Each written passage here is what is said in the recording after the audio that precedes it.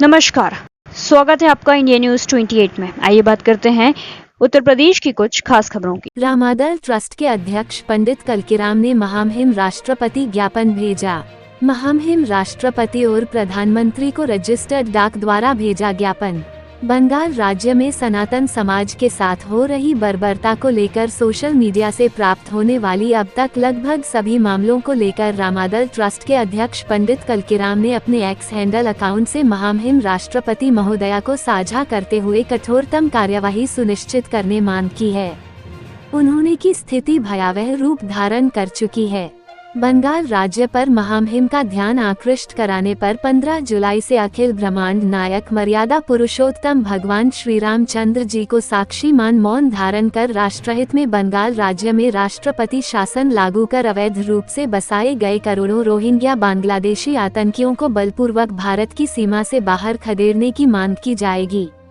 उन्होंने कहा कि गुप्त नवरात्रि महापर्व चल रहा है, जिसमें वर्ष 2014 से माननीय प्रधानमंत्री मोदी जी के निमित्त चल रहे धार्मिक अनुष्ठान अंतर्गत 9 दिवसीय महायज्ञ शुरू है, जिसकी पूर्णाहुति 15 जुलाई शुभ दिन सोमवार को मध्याह्न बेला के अभिजित मुहूर्त में संपन्न कर सायं 7 बजे से भगवती महासरस्वती जी का आवाहन कर बंगाल राज्य के प्रति महामहिम राष्ट्रपति महोदया का ध्यान आकर्षित कराने की प्रार्थना करते हुए मौन उपासना का कर्म शुरू किया जाएगा।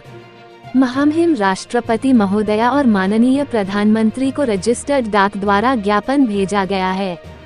आइए जानते हैं पंडित कलकीराम अध्यक्ष रामादल ट्रस्ट ने क्या कहा। अयोध्या से जिला ब्यूरो बीसी मिल्हा खान की रिपोर्ट।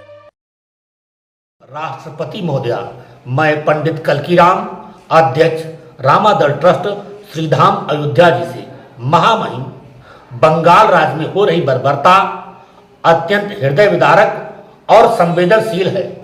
महामहिम बंगाल राज्य मुख्यमंत्री के नेतृत्व में म्यांमार से भागकर आए हुए रोहिंग्या बांग्लादेशी आतंकियों को अवैध रूप से बसाया गया और उन्हें गलत तरीके से भारतीय नागरिकता दी गई।